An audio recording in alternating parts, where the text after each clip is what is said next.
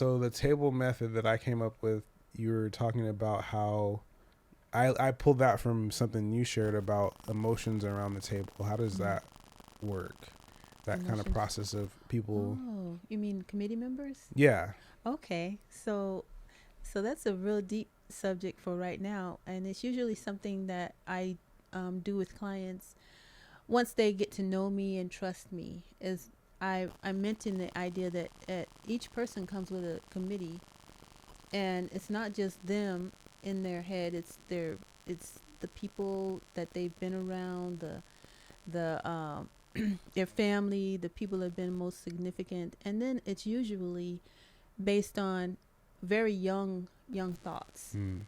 So what made me interested in it is that I I saw the external family systems. They say the external family systems and how family systems kind of impact who you are. And I said, hey, it seems like there should be something about what's going on in our heads. And so I started to research internal family systems, and as I was doing that, I figured out, hey, um, what if I could allow or help people identify the different ways or emotional mindsets that people come with? And once they figure out that, hey, somebody gets me, then they start to share, hey, I have this part of me, I have that part of me. And so I have them draw a circle in their journals. I usually have people journal. Mm-hmm. So have them draw a circle in their journal, and I would say, hey, some of the committee members started back when you were, let's say, 5 years old or 4 years old or 3 years old. And then I give the example about how if you were 3 years old and your mom or your dad told you to go brush your teeth, and you did not brush your teeth, but you lied and came back with bad breath, your parent might spank you. That could be a reaction. And so then you make a decision at that time that when I grow up, I am never going to brush my teeth. Mm. So Because of the outcome. Yes, Yeah. So some of the thought processes in our head start from the trauma that we've dealt with or been dealt, and whether something is traumatic depends on the person that is getting the experience. Mm. So yeah. If someone was like, I remember hearing somebody say something like, being re-traumatized doesn't make you more immune to trauma. It's like getting cut on your arm doesn't make you immune to getting cuts in the future. Like, right. I've been traumatized my whole life, so it's fine. I don't have to. It doesn't bother me. Absolutely. That's not true. Okay. That is not true. Yeah. As a matter of fact, we need some time to grieve, and I'm pretty sure the parents didn't. Some parents may not come back in if they're spanking you for not brushing your teeth. They're not going to come back and soothe you for being upset. I compassion is not there. Yeah, they're suffering from a low, compassion. They're suffering from compassion fatigue, and so they don't have the bandwidth to be compassionate with that child. Okay. So, and that child will begin to make up different scenarios about how they're going to behave and what they're going to do when they get older. This is what it's like sitting and talking with my mom. Want to welcome everyone to Getting to the Good Part, a podcast where we elevate and celebrate different Black people that are doing amazing things in the community. Today I have the honor and the privilege of talking with my mother, Dr. Monique Jordan. Can you say what your title is? Or I always mess up the letters, like LMHC. Oh yes, I'm a licensed mental health counselor, and what I do is I provide therapy for people who want that kind of support. And I also do speaking engagements. I also do families, individuals, couples. A lot of people want me to work with their children, but for me, if I'm going to work with a child, I'm going to work with the child and their parent, so that they can get continuity at home. Okay. Well, this is fun because I don't have to do a whole lot of research, but I'll probably find out some new things today just asking questions, because I've known you my whole life. Do you want to share with everyone else, though? Kind of, I've heard you say kind of some of the things you say to people as you're introducing yourself as a counselor, kind of your credentials, like how many kids, marriage, all that stuff. Oh, okay. So if I were going to do, I guess, a presentation, or I would say to people that, hey, I'm Dr. Monique Jordan. I've been counseling for over 20 years. I've been married for 41 years, and I'm happy, which is my street cred. I say that I There's call a lot myself. of people that are not happy. Yes. There's a lot of people that are not happy. Yes. So that's a yes. But we didn't wake up like that. We grew to that. We didn't wake up like this. I remember too. So I also say I call myself the relationship whisperer. Whisperer, okay. Because what I've figured out with relationships is that men have a certain language and women have a certain language, and a lot of times they get together and begin talking, but because they're both speaking English, they think that they're saying the same things, and they often insult one another unbeknownst to them. And they often, so some of what I tell couples is, it's not a matter of whether or not you love that person, it's that you don't have this skill. And when you apply this skill to your relationship, then your relationship will be better. And so then it relieves people, because they can figure out that they can get along with one another. They can solve problems, those kind of things. So I really love working with couples. And as I tell people, a lot of counselors don't want to work with couples because they're angry and they're mean to each other. But I've learned how to set boundaries with couples and teach them about some of the skills that they can use in order to make their relationship better and for them to solve problems. I've heard you say a lot that you teach people how to fight fair. Yes. Fair fight rules. So we're all going to have situations where we disagree. And so the couple needs to come up with rules that before they start not in the middle. You can't like when you're playing Monopoly. No, you can't double. You spun. You rolled a 6, double 6. You can't do it again. Or Uno. If it's a draw 2 or draw 4, can you stack? You got to know before you start going how to engage or how to solve disagreements. Absolutely, in arguments or disagreements, because you are now angry, you have lost half of your brain.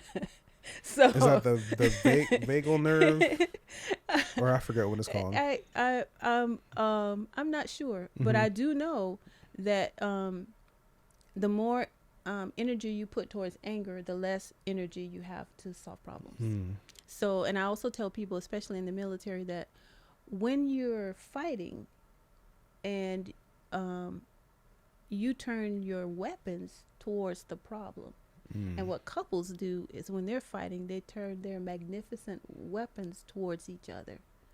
Not helpful, because once you get hit, then you're at your fight, flight, or freeze. Then it's back and forth. It's kind of like kids when they're play fighting. We hit you, and you did, and then you hit them back, and they're like, hey, that hurt. Yeah. Bow. And then you're like. And it escalates. Yes, it escalates quickly. And if they don't know how to keep that from happening or what is making that happen, then they're just fighting all the time and they don't know how to get out of it. That reminds me of kind of a theory I had, which is like also in the interaction, different people have different sensitivities. Yes. So there might be something like if my kneecap is super sensitive and your kneecaps are highly fortified, but you can walk around on your knees and be fine. But you push me to my knees, I'm like, oh my God. Like, or if you have sensitivity on your forearm, but my forearms are made well for supported, being grabbed harshly, and I just walk up to you and grab you, you'd be like, it'd be a fight situation. Emotion, and then I'll say an Will's thoughts and emotional, feelings. Will's thoughts and feelings. My dad had a message. It was WTF, which stood for Will's thoughts and feelings. You gotta manage and control all those things. So sometimes will happen. But what do you have to say about that? I'm going on and on with the question. Oh, that's like cool. Different sensitivities for different people. So let's call those triggers. So everybody grows up, and no parenting is perfect. You're not going to find any perfect parents, and so we do things wrong. And so what happens is some of the things that we do wrong causes that sensitivity to be even worse. And so it's, let's say for instance, it's like you have a cut on your arm. It's not a cut, it's a gash. And so I have gashes all over my body based on whatever triggers happened while I was young, or through life, traumas through life. You have gashes, emotional gashes on you, and cuts and stuff. So I don't have to do anything but brush by you for you to, that's a trigger. So if I brush by you and I don't know that gash is there because you're well covered up, and you have on these nice, shirts, everything's all covered up, and so you're covered up so well that I'm just like, I'm free. I can do what I hit me in the arm like, and I'm like, you're like, she hit me good. After a while, if you're broken, and I use the other analogy that broken glass cuts. So if I'm broken and I even just brush by you, I'm going to cut you. So what couples need to know is, one, what are your triggers? If you, and you need to be honest. Like, if you do that, I'm going to want to cut you because that hurts. And if that person doesn't receive that or chooses to ignore that information, that's information. That's you need to find that out before you marry that person. Okay. You told me my relationship history and struggles and challenges I've had and been through, and I shared this on social media that after some traumatic thing had happened, I was like, when I was going through this in different spaces and places in my life, and I would talk to my mom about it, she wouldn't be like, oh no, they're terrible, they're so, like, she wouldn't jump on my side and be like, this person is the devil. Not that I didn't want to. Not that she it would have been helpful. But you would say they're giving you information. Can you go into that a little more? Because you just said it before. I was like, I want people to know, like, what you mean by that. Okay. So people let you know who they are, and it's good to find out as much information about that person before you choose to make those connections. And this is hard because it touches so many spaces. So if that person has your best interest at heart, then when you say, hey, I have a gash on my toe, please don't step on it, and they step on it on a regular basis, know that that's not going to change once you get married. It might happen a little more. So, hey, so, and not that person can't change, because over time, life helps people to change. But are you willing to wait for the amount of time it's going to take for them to? Yeah. Or are you going to make sure you have on steel-toe boots while you're engaged with that person in that area? So it's not that we can't live with people, or we can't manage them, or they might be time limit people. But if it's your wife or husband or significant other, whatever that is, then you might need to go to counseling if this occurs over and over again. Yeah. What you just said made me like, my brain. Mm-hmm. That sounds like one of those Jeff Foxworthy jokes. Like Okay. he said you might be a redneck, but you might need to go to counseling when. Absolutely. That would be like a whole chapter in the book. You might need to go to counseling. Mm-hmm. Mm-hmm. And I want to say this about counseling. So people always think that you should go to counseling because you're ill. But I think that counseling, you should go to counseling because you're well and you want to keep things well as well. That's, you can go because you're ill, but that's way out there, and that's going to be a lot of work. But if you go when you're well and you want to maintain yourself, counseling also is a good choice. And so if whoever you, whatever position you're in, going to counseling and listening to somebody, or hearing a different perspective is really good for you. Yeah. What about, I keep saying, what about people who, and I can't say I have never been this person, but they feel like I'm going to go to the counselor and then the counselor's going to tell this person how they need to act so then our relationship can be okay. Oh, that's always happening. Does that ever happen? Every couple that I've counseled thought that I was there to fix their spouse or husband or person, whatever. And so what that sets up is a victim, persecutor, rescuer triangle, which I don't enter into. So I just let people know, hey, when we're discussing your stuff, we're discussing you. When I'm talking to her, I'm talking to her. So when I'm talking to him, I'm talking to him, so that I'm not creating like ammo for them when they go home, or I'm not creating a position where I'm on somebody's side. I'm on the side of the couple. So and I tell couples, do you want to keep this marriage or relationship, or do you want to break it apart? Because I can't do both.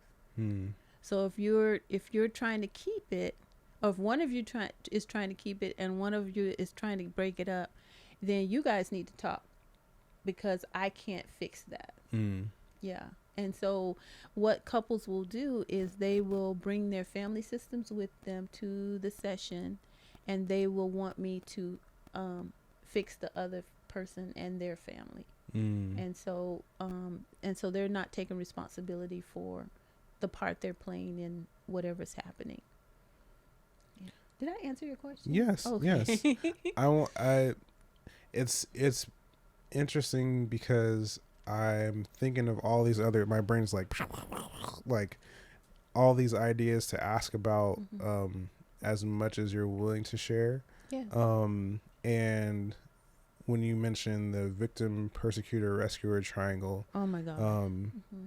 How is that only happen between couples, or does it happen in other instances? Could it happen, like, I think of school, like your kids at school, the teachers, substitutes, work relationships. They said the triangle is the strongest shape, so the answer is yes. Lean. Okay. It could be between the people and a car. As long as the triangle exists, it's three things. But it's easy to set up with a counselor because, hey, the two couples and then the counselor. So they want the counselor to be the rescuer of them. And then that means there's got to be a victim, and then there's got to be a persecutor. And I'm not going to do that. So you brought up so many different things, and let me explain the drama triangle. It's called a drama triangle because, first of all, it's set up to not solve problems. I want to repeat, not solve problems. So as long as there's a victim, there's a persecutor, and there's a rescuer, no problems are being solved. So somebody has to take ownership of the problem. And the only way to get out of that triangle is to not do your role. So when you're doing, when you're looking at, I have my clients draw the triangle in their journal. And I keep mentioning the journal because love begins at home, and our first home is our own heart. And so when we're working on our hearts, we have to work in our journal to figure out what's going on in our life, not somebody else's life. So I have them write the triangle down, and then we talk about victim, persecutor, rescuer, one at each point. And then I ask those persons, which one do I usually feel like? Which role do I normally play? And then they start to figure out, hey, well, sometimes I feel like the victim. I say, oh yeah, so when do you feel like the persecutor? Like, well, when they, when they say too much, and I'll turn around and tell them what they need. When do you feel like the rescuer? Okay, when we bring somebody else in and they say something about my wife, then I'm gonna, get them. So hey, no problems are being solved. And so I help them to recognize which role they're playing, and then we stop and we talk about it. And so, and making sure we're not putting shame in it, because everybody does that. There's nobody that doesn't play that game. And then we just have to decide, hey, the game is being played now. Do I want to enter in, or do I want to? Yeah. I bet that's a big part of the process, is just recognizing the pattern. Yes. Like, wait. This feels like yes, the drama triangle. Let's pause for a second. Where am I in that? Yes. What role am I playing? Do I really want to solve this, or do I just feel like being dramatic? And that might be the case sometimes, but yeah. Let me say too that when you grow up in a family and that's all that's happening, then that's what love looks like. And so it's gonna be very difficult for them to stop if that's how they get love. That's the only way they can relate to that person, is that they have to play one of those roles. And so they don't have to do anything, but it is a good idea. All they have to do is stay black and die. Absolutely. It is a good idea to when you recognize that pattern and who you're playing that pattern with, to make sure you have a tribe around you, or somebody else that's around you that can help you to stop that, because it's hard to do by yourself. And we're back. Is this helpful? Are you getting yes, something? Okay, this is really good. All right. This is I think every interview is going to be different, because every person is going to be different, and there's some things that I'll kind of follow some kind of process with, but also going with the flow and what feels important in that moment. Absolutely. So absolutely, when you said about if that was all they saw, that is love to them. And that made me think of, like, because you're always giving me books and recommending stuff, and in one of them it was talking about associations and how past pains that are connected to a history of some kind of trauma or outcome in a situation can come to the present and operate a person. I think it's the, what is, excuse me, attachment theory. Okay, yeah. And my metaphor was like, you're sitting at a piano and you're playing, but that's how you live your life. It's just you're sitting there playing, trying to make beautiful music. Or this is me, I guess, in that situation, because I like playing piano. But in my past, there are some things that were hurtful. And while I'm sitting at this piano, a situation comes up that reminds me of that past, and there's a chord in my back that's connected to that past thing. And when that situation pops up, it triggers me. And I'm, in my mind, I'm still here, arpeggios and all this stuff, but what everybody else sees is I'm just pounding away at the piano, just because I've been triggered by that thing. But I might not see that, because I have the association. This feels like that painful thing, and now I got to respond to protect myself. Absolutely. Can you share more about that? Absolutely. So here you have me get a little bit personal. So let me see. I'll use this one. So when I was growing up, spanking was okay, and usually what they spanked with was a belt. And so my dad would like take his belt off all dramatically, spank me, however, and then move on. The deed was done. That's what I had to do, or my mom. And so when my husband took his belt off, I was like, "Hey, so you want to fight?" Because ain't nobody, This is not the act of preparing to give any kind of punishment. To me, he just taking his belt off. But okay? just that. Yeah, that whole thing. There, you could get a trigger from a smell. You could get a trigger from a song. You could get a trigger from a set of events that look like what happened when you were young. So triggers aren't rational, they're emotional. And that's why I think a lot of people need to go to counseling. And so if they don't know what their triggers are, or if they haven't had that discussion, or if they're not aware, then they're just going to continue to think that their reactions are rational when they actually weren't. And when my husband, I had an incident in my life where, I don't want to go into details, but it was around knife sharpening. So when my husband was sharpening his knives, I was like, okay, so you want to fight. And so he's like, I'm just trying to cook. I'm trying to injure myself. I don't like those knives. And so it took a while. And so I didn't get it. He didn't get it. We didn't know what was going on. And he has triggers too, but he's not here. He's not here. Yeah. So he's in the other room, but he's not here. He's not in this space. But so when we figured that out, for a while he had to sharpen his knives without me. And there's other triggers with me because so my parents, they were kind of basically like, I love my parents to death right now, but back then I wasn't all that fond of them. And my parents did drinking because they were trying to self-medicate. So my dad would basically drink and drive.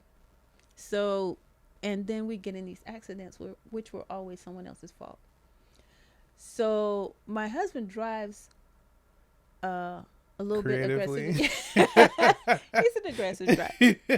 And so here I am like, and I can still have that response when I think, hey, we could have had a little more space. You could have, put your blinker on. You could have, some of these kinds of things.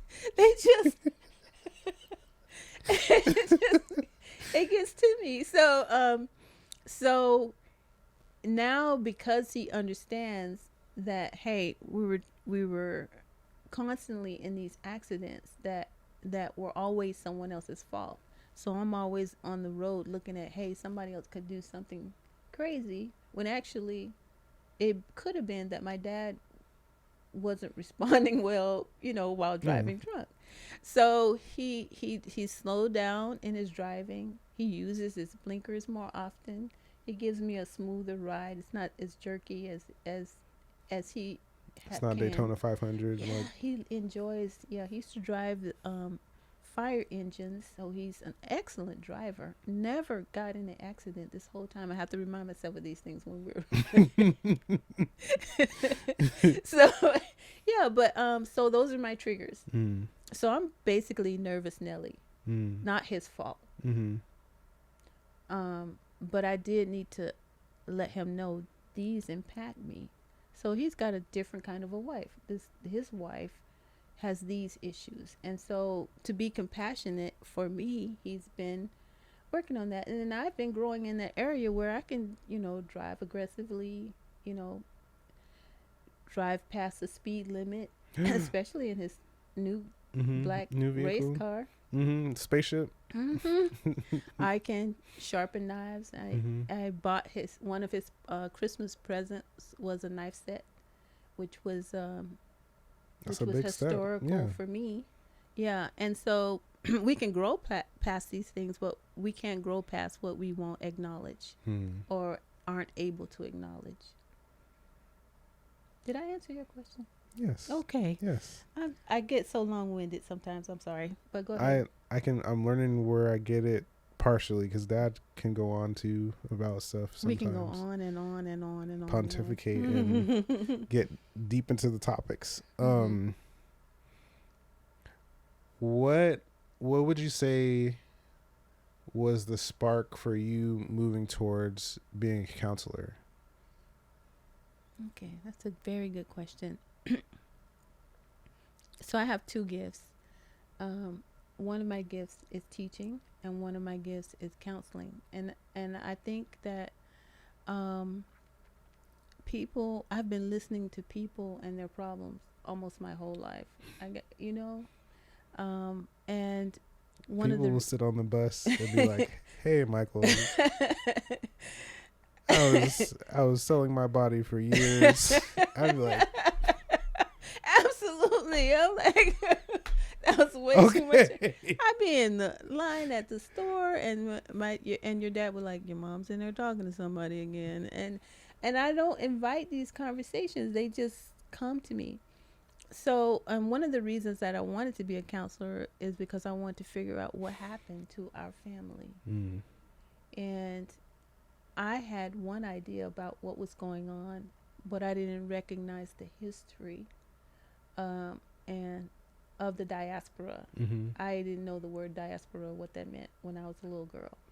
So I took everything for face value. I didn't understand that they were self-medicating. I didn't understand that they were actually being treated wrongly. I didn't understand that they were forced into some things. I didn't even know that in the past that black people were killed if they learned how to read. Those things, historical things, weren't told to us. We had to find those out in different ways. So I recognize that history has a place in the trauma that we experience, and so that we should feel no shame about feeling trauma or feeling like we've been traumatized, and no shame about being angry about it. It's not our fault, but as adults, it is our responsibility to recover. So I wanted to learn how to help people recover, how to come to themselves, how to be their best self, how to live their best life in spite of what other people desire or try to place on us or over us. And so between learning who God was in my life and how God trumps everybody, that Trump. But anyway, it's become a terrible word in a short amount of time. I mean that God is over everyone's head. Let's put it that way. God always has my best interest at heart, and God is not going to stop me from getting where I need to be. It's other people that are doing that, and if I hold on to God's hand while I'm doing the things I need to do, if I can make it through after all I've been through, I can help somebody else, and their stuff doesn't surprise me. Be like, I see that triangle. Hey.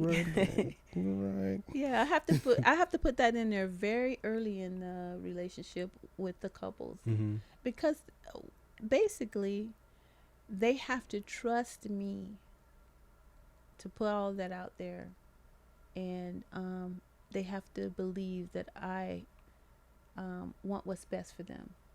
And so when I do the training with them, then they go home and practice, and then they come back and tell me how it went. And so it's really cool. So they get homework, they get books and different things like that. Yeah, I tell them about books. I tell them about different videos, different people they can follow, different other things, because I'm only one person. So it's up to them to research those other places to get the support and help they need.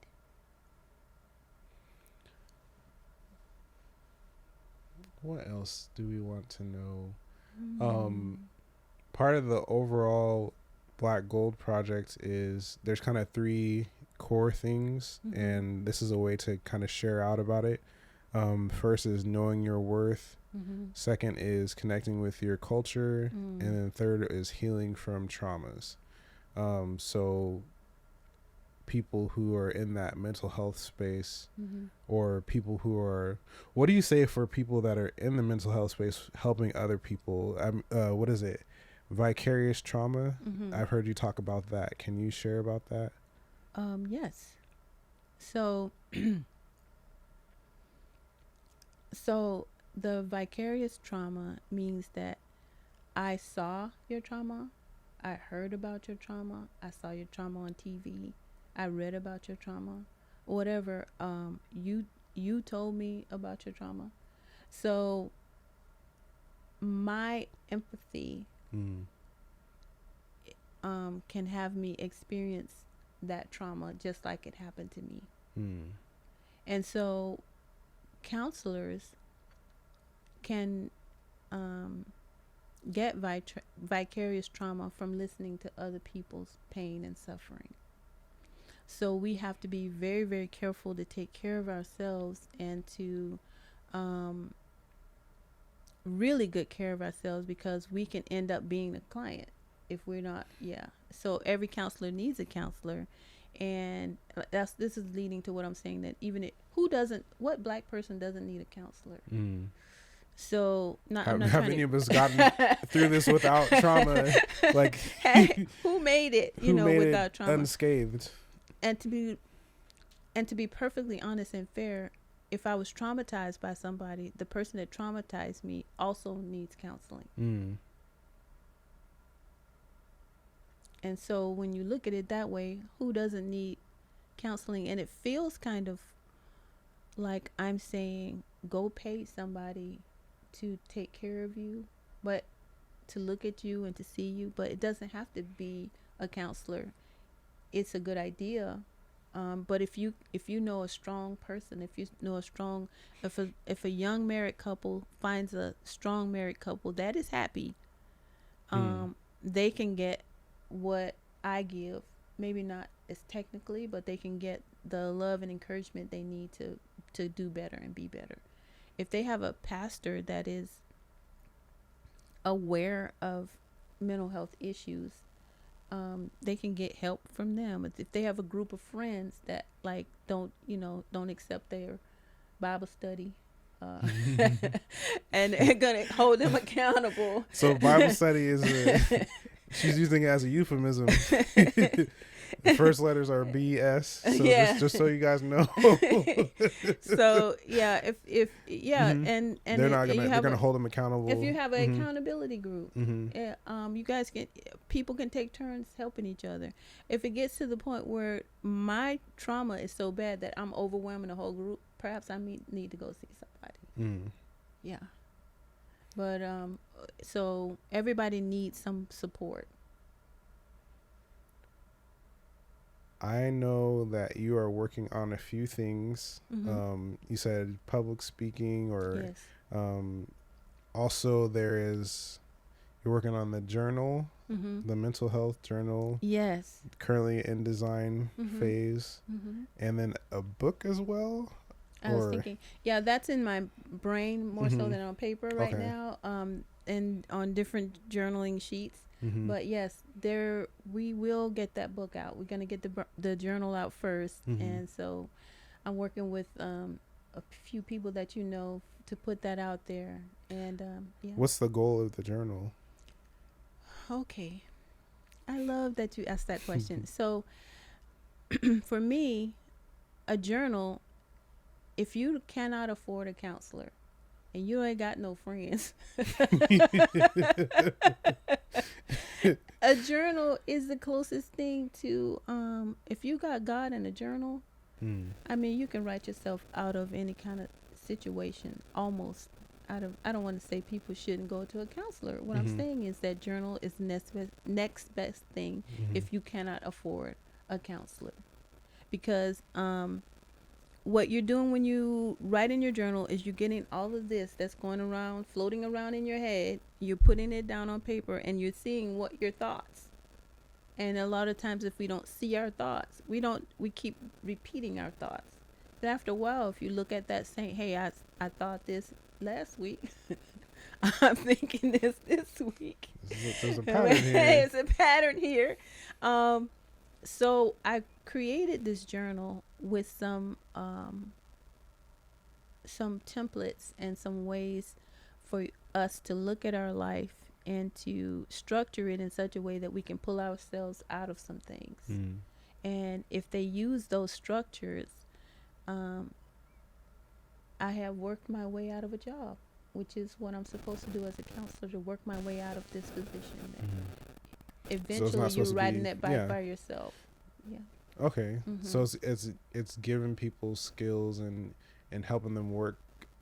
Like, what comes to mind for me is like those old movies where people were driving off road and they have a Jeep and they get stuck in a creek and then they have a little winch thing and they'll tie that to a tree, and then the tree is the anchor that helps them pull slowly out of that situation. I love that. So that's what came to mind. Is that kind of close to what a journal could do? Yes. And so I can give an example, and this is for free. Ooh, so pay attention. So one of the things that I tell people to do when they're stuck or they had a situation where it really hurt their feelings and they can't tell anybody about it, it's too embarrassing, it's going to incriminate somebody, blah, blah, blah. Whatever the reason is, they cannot overcome it.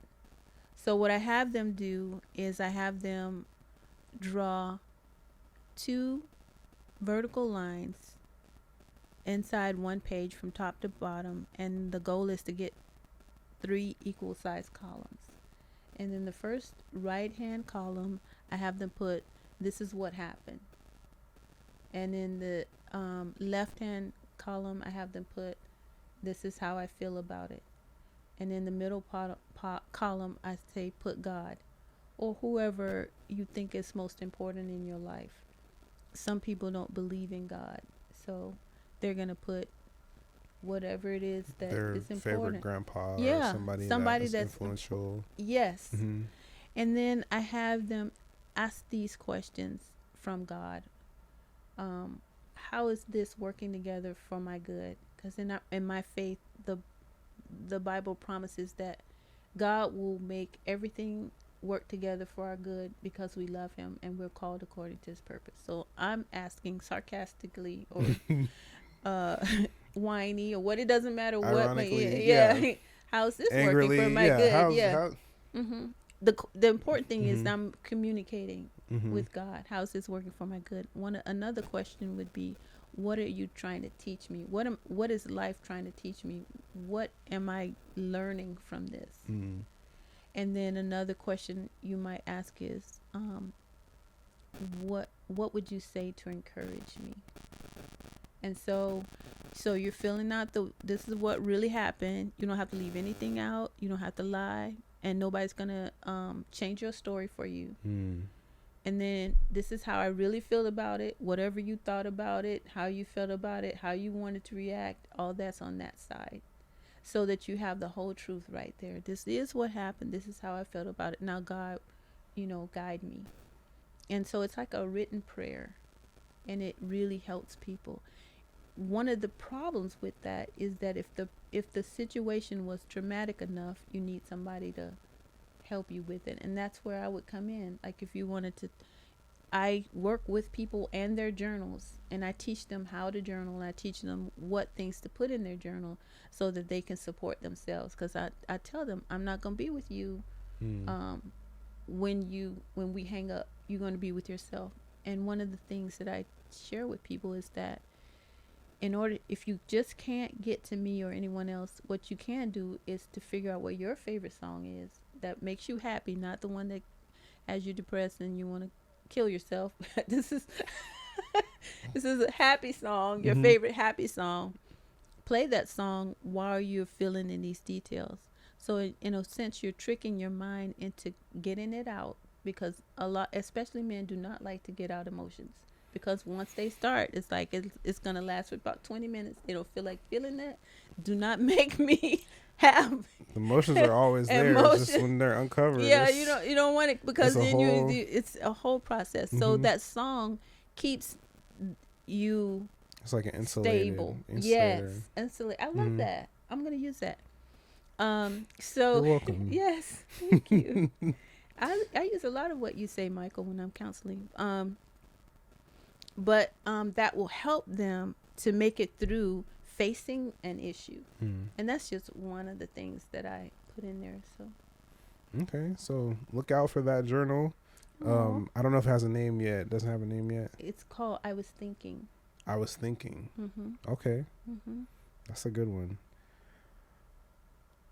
I'm thinking for people that are looking for a counselor or someone, what are some traits that you look for if you were looking for someone to be able to talk to? Like, what are characteristics that are green flags? Okay. For me, a counselor needs to have empathy. They need to be willing to follow my rhythm. Walk with me, not walk past me or behind me, but kind of walk alongside me. Kind of like, if I was going to use a biblical term, I would say like the Holy Spirit. So the Holy Spirit is not making us do anything. It is walking alongside us, observing with us, giving out some hints and suggestions. When this happens, hey, you do this. Yeah, lip curls. And then when they notice a pattern that maybe that I haven't come up with, that they offer it to me in a way that I can take it. You know what I'm saying? So they have some skills. Yes. Or they're emotionally safe. So there are some counselors, in my opinion, that aren't emotionally safe. So it's up to us to determine, hey, do I feel safe with this person? Can I share without being interrupted or beaten up for my thoughts? Can I do they know what they're talking about? Do I feel better? Maybe I had some pain, but do I feel more relief after I've talked to them? Can they encourage me? Are they human? Yeah, that reminds me of I'm currently in the class for couples stuff, and we're reading the Boundaries in Marriage book. And one of the things talked about boundaries that people set that could be painful, but is the pain injuring, or is it pain of discomfort and stretching, or those types of things? How is that a good is that a thing to think about as you're looking for a counselor? Like, are they like, I was listening to somebody, and they're like, every relationship is going to have challenges. There's inevitable places of conflict, and kind of ascertaining in the moment. And that's probably part of the challenge, is like, it's triggering something, you're feeling pain, and can you be calm enough in that moment to be like, what kind of pain is this? Is this she just stabbed me in my emotional leg, or is this I have to bend and touch my toes in the relationship, and my emotional quads are real tight, and it's painful, but it's good for me. Okay. I like that. I like that. So my thing would be, so let's say, for instance, you were first introduced to a gym, and you did all the weights, ran 25 miles. You gotta be a little bit sore. You did. And it's your therapist that's 30 prompting minutes you of to do gassers. that. Yeah. I would say that that's a little vigorous for you. Mm-hmm. So what I'm saying is that that counselor needs to walk alongside you, get to know who you are, be willing to learn about you before they begin. You know, Make your elbow touch the back of your head. Be yes, like, I haven't stretched my shoulders out to that point. absolutely, dislocate absolutely. Just Yeah. So yes, you should experience some like residual pain after a workout, but it shouldn't be to the point where you can't walk. Just, I mean, I've been to the gym where I did way too many adductor exercises. yes, I felt like there's softballs just sitting here causing a lot of pain. So yeah, and then, it makes sense emotionally. Oh, sorry. Yeah, absolutely. And get permission. Like they need to get permission before they enter into something that you might be sacred to you or a trigger to you, or you know. So I try to do that. Unless there's sometimes when I say don't ever do that again. But you know, it's supposed to be a rare occasion. I'm not just saying don't you ever do this and you stop that. And I mean they don't need to be they are walking alongside you again. They're coaching you. They're asking good questions. Like, what made you say that? How which part of this victim, rescuer, persecutor triangle do you feel like you're playing right now? Or what did we learn about, you know, what have I taught about this? Have you considered it? Because this is a volunteer relationship. Okay. I appreciate you sharing just some of the things to keep in mind as we're looking for mental health support and spaces where it's safe to be transparent and vulnerable and not on guard. It feels like sometimes it could be it's an apocalyptic scenario for Black people because so many things are happening in different places that are part of systemic aftershocks and foundations and different things in those lines. What would you say about? I have a feeling about it's getting deeper. I don't know, deeper. The people that I trust to help me in specific areas has narrowed to mostly Black people that have experienced the things I'm trying to get help in, as far as business, as far as medicine, as far as health, cooking. I don't know what else. For mental health support, do you believe that there is a connection between lived experience and counseling, or are there people outside that can also somewhat support, or is there a connection between that ability to provide support and being of that culture? That's a big question. Let me see. Oh, okay. Definitely, if you're looking for a counselor, you wouldn't want a 25-year-old white female.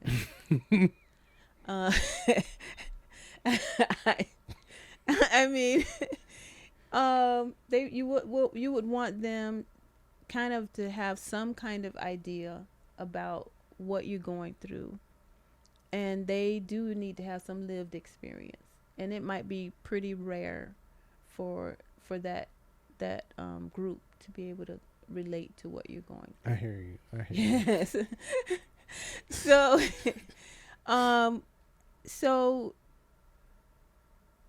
also, just because a counselor is older or more mature doesn't mean they're a good fit for you.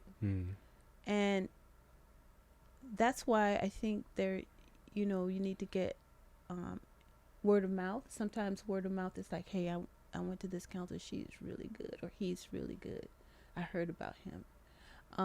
You can go on to different platforms and look at their They have bios and all that kind of stuff that you can look up. But definitely make sure you you that you know that you don't have to pick that person just because you talk to them.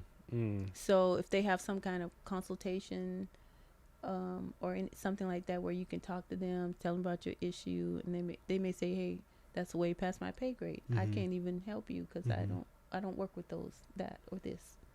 So like, just because you spoke with him doesn't mean you're obligated, and this is how you have to get the help that you're looking for. Yeah, and it's hard to find help. I was looking for, because counselors need counselors. I'm still looking for a counselor.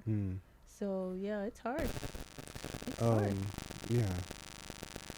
I was gonna say, what comes to mind is one time me and my sister Danielle she's trying to get a car, and before we went, we were like, God, just help us avoid a bad vehicle, make it real clear. This is not working out. If it's not the one we need to get. So we went to the place, and the first car we got, it was a lot on South Tacoma Way. We drove down like 72nd, and Joe just passed, I think, Lakewood Drive, and the car died. And then we had to like slowly roll into that, what's it called? It's like Tacoma Boys, but the one in Lakewood. So we rolled into there. They had to send a car to come pick us up and took us back. We were like, that's not the one to get. Then the guy gave us another car. We started driving that car, went kind of the same path, and somewhere before we passed Mount Tahoma High School, exhaust started coming out of the vents inside the car. And we were like, what is happening? So we stopped at the same place. They had to send us another car because we weren't going to drive back breathing exhaust in the car. And then we got to the place and started to leave. The manager was like yelling at us like, I can't believe you're not going to give this salesman a chance. He's been spending his time on you, and da-da-da-da. And we were like, you gave us 2 broke cars, and you want us to be obligated to pay you because you spent time trying to screw us over? I was like, no. But yeah, in that same sense, like if you go to a counselor, there's exhaust coming out.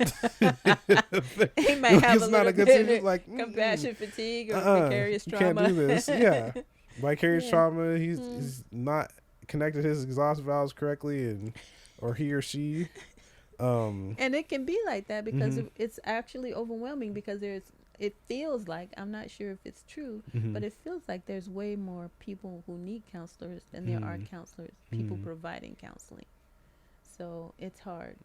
But in that case, sometimes you can get group work. Like you can get a counselor to do a group work around an issue. That way, it's a win-win because the counselor is spending less time helping more people. And so a small group is an amazing way to get some support. In my navigator role for Black businesses, I've been doing the same thing. I've been like, I can set up 10 appointments, and sometimes the people working together will have more answers than I even have. And people get a lot more done, and they have people that they're like, oh, it's not just me dealing with this. And that in and of itself, I think can be helpful too. Is that the same? Like, do people find that same thing? Yes. And then if you're in a group and you have an issue that, hey, you want more time, I have this issue, I want more time, then that can be like brought out, and then you can speak with that counselor individually, but you're at the same time being maintained by the group, and then you can get that little extra help on the side. Okay. Sometimes they want individual attention, but they can't always have, it's not sustainable to always have that individual attention. Okay. Yeah. Okay. And so this one is, and then blank came along. Ooh. There's a few of those that could work. And then blank came along. Oh, like COVID, like or Anthony, or Anthony, yes. Oh yeah, like I was sick of men, and then Anthony came along, and they say the Bible says, "He that findeth a wife findeth a good thing." Well, I saw him before he saw me. And I was like, "Hey, he's married with 3 kids." So I guess I kind of prophesied. That's what you thought for sure. Yeah. But you also got prophesied married, but he got married, but we had 6 kids instead of 3. I was like, he's already married. And then Anthony came along. I would say, and then Michael came along. Oh. And then, so Michael is amazing. My second son, and very, very compassionate, very empathetic, very responsible. I remember one day Michael and his dad was outside in the garden pulling up weeds or whatever, and Michael said, "Hey Dad, this is hard work, but a man's got to do what a man's got to do." I think you were like 5 or 6. It was so cute. I should have known. he's okay. No, that's fine. That's fine. And then I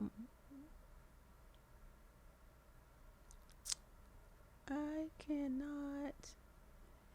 So many things came along, Michael. It's hard to think of one. Let's see. Okay. We can move to the next one. The next one is Little Did I Know.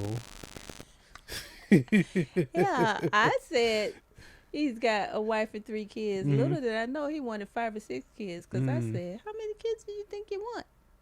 He said, "Oh, 5 or 6." I was like, "Well, I was like more like 1 or 2."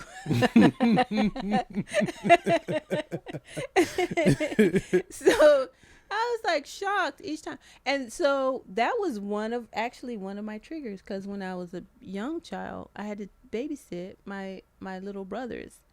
And so when you think about it, I have this baby that I have to take care of, and I'm back to 6 years old trying to take care of my 1-year-old and 3-year-old baby brothers.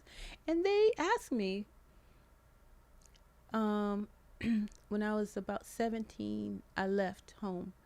And they asked me in their, I think it was their 40s, they said, "Monique, why did you leave us?" And I was like, "I'm sorry, I couldn't take it anymore. I had to get out of there." So learning how to enjoy and love my children was one of my tasks. And other people had it naturally, but I was like nervous Nelly, because I didn't want to break them, mess them up. We were pretty durable. Yes, you were. You guys all came with your own durability, and I learned that as you grew. I was like, hey, they got minds of their own. I don't have to control them. So I appreciate all of you. And then Elder Grace came along, and he laid hands on all of you, and you all became musicians, and really, really, really made church enjoyable. We tailored our ministry around the youth, and you got to do things that other people weren't able to do because you were there, and we let the young people decide how they wanted to enjoy church, enjoy God, and learn about God. So yeah. Okay. Thank you. That was cool.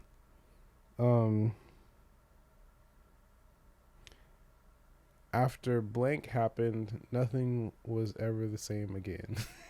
Ooh. Ooh. Whew.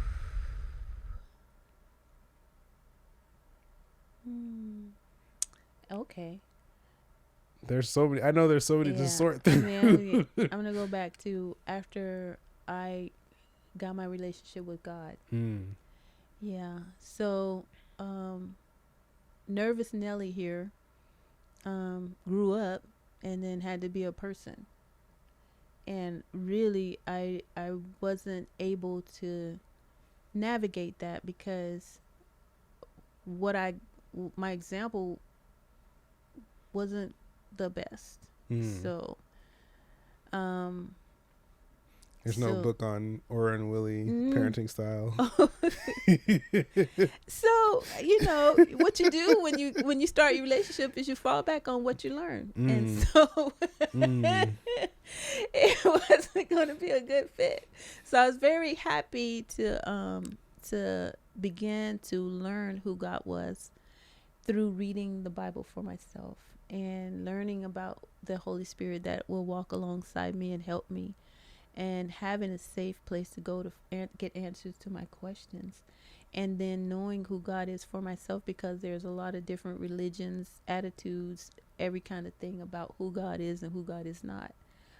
So also learning that God was not an angry God, according to, you read some things and you're like, man, God just killed people. Or God just, but there's reasons why those kinds of things happen. But also I learned that God is a God of love, and that God can support us through anything we're going through, especially our marriage. So when Isaiah 54 came along, when I read that scripture about the God telling Israel, hey, I'm your husband, it kind of changed my life personally, because I could go to God to get help with Pastor Jordan. So yeah, he came along, and then when your dad came along, he was a man. Like, your dad was a man, and I had met trifling people. And actually, there's one person that I met, and I call him Pizza Man. I've heard Pizza about Man Pizza Man came along.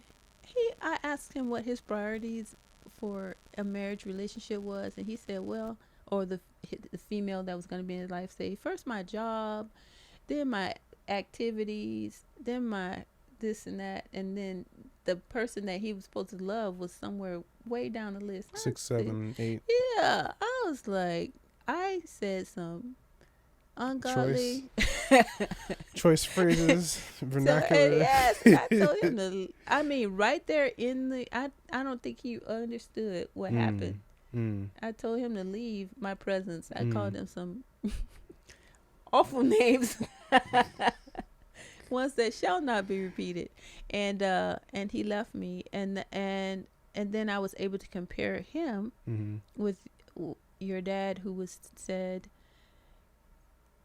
he wanted to be married, he wanted to live a life together. This was I was his world. He wanted to take care of me, and so it was a way different. He was a man. I was like, wow, I hadn't met anybody like him.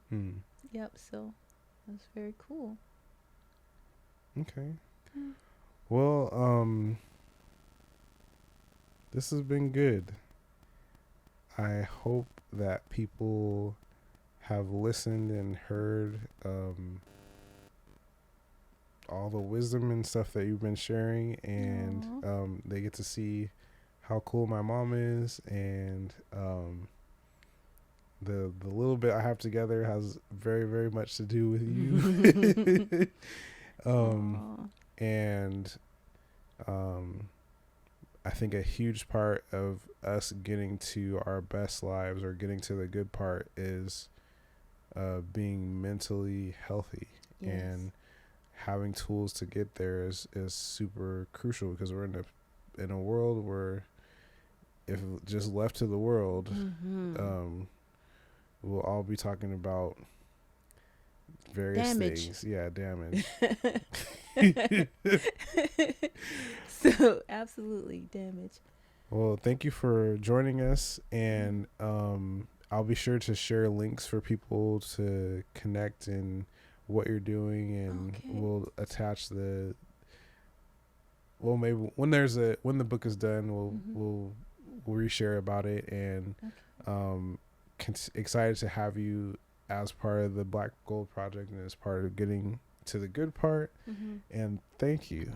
You're welcome, and thank you, Michael, for coming up with this idea. You are the idea man. And Your ideas are amazing, and I'm so glad that you're getting a chance to actually bring this one into fruition. I think it's going to be so helpful for many black females, and so I'm praying for your endeavor, and I'm just dancing and shouting in my spirit. I can't jump, like I used to, but hey, I can do it mentally. Yeah, we didn't even get to how was it getting through the recovery of falling and breaking your leg skating and the mental all. Yeah, we won't get into that. Maybe that's like we'll do it again. Yeah, talk about more stuff. Maybe we can have you and Dad on and just that would be fun. That'll be fun. That would be hilarious. Because that'll be like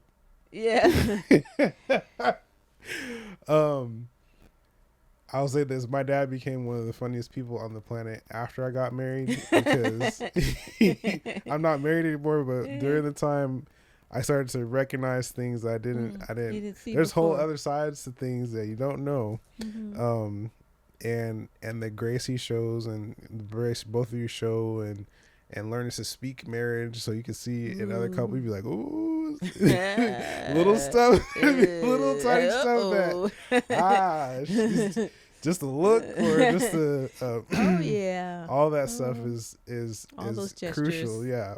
It's indicators. And so anyways, yeah, my empathic side would be like, yeah, that's why. Yes. But thanks again, and I think we could do this again, and it'd still be so much more to share. And thank you for being an amazing mom, my favorite mom. Thank you, and Michael. Yeah. Okay. Well, I'm looking forward to being able to support the Black Gold Project in any way I can, especially if they need, if you're looking at starting up groups or counseling or anything like that. Okay. I am definitely out there to help. So thank you for this opportunity to let people know that, hey, there's somebody on your side. Thank you for joining us in this episode of Getting to the Good Part with Dr. Monique Jordan, renowned future, what is the word? Therapist? She's a therapist currently, but like mogul, not diva, because she's not dramatic, but amazing person. I can be dramatic. And look forward to seeing you next time, and we'll speak with whoever our next amazing guest is.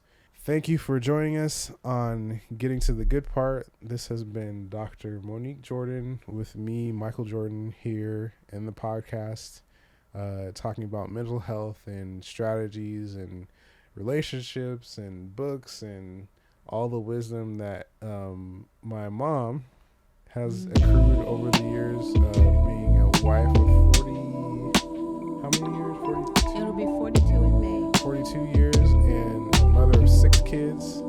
Yes, and I'm 6 happy. kids, and she's happy and smiling. She laughs. She invites us over. She'll still cook and stuff. And they still love me. Yeah, we talk and laugh and all that stuff. So we'll see you next time, and keep hope alive.